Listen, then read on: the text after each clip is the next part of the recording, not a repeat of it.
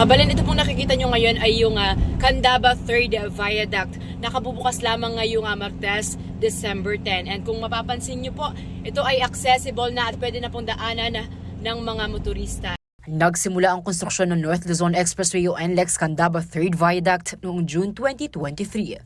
At ngayong Martes, December 10, ito ibinuksan na sa publiko sa pangunguna ni President Ferdinand Marcos Jr. The 3rd Viaduct enhances the capacity of this expressway, reduces congestion, ensures faster, more efficient travel. Standing as a testament to this administration's commitment to the Build Better More program, this also shows that we are building the foundation to nurture the development of our countryside. Ang infrastructure project ng NLEX Corporation sa ilalim ng Metro Pacific Tollways Corporation o MPTC ay nagkakahalaga ng 9 billion pesos. May haba itong 5.3 kilometers na sumasakop sa bayan ng Apalit, Pampanga at Pulilan, Bulacan. The 3rd viaduct has been built to carry more weight because we're noticing that there's been an increase in cargo trucks that are traveling through the system, no?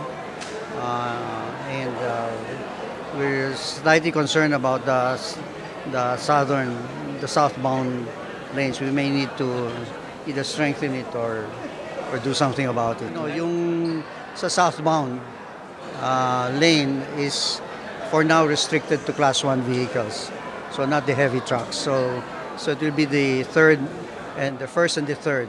The 2nd is the southbound lane, the 2nd viaduct. We need to take a look at that. So right now we have 3. So we have 9 lanes in total.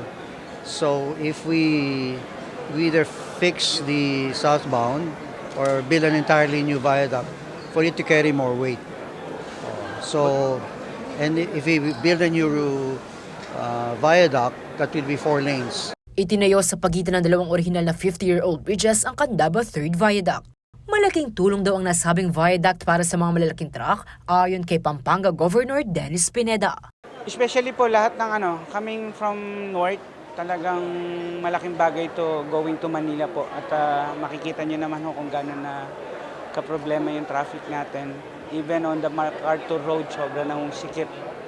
And this one will help also yung mga ibang truckers natin na maka-unload dito sa Old MacArthur Highway.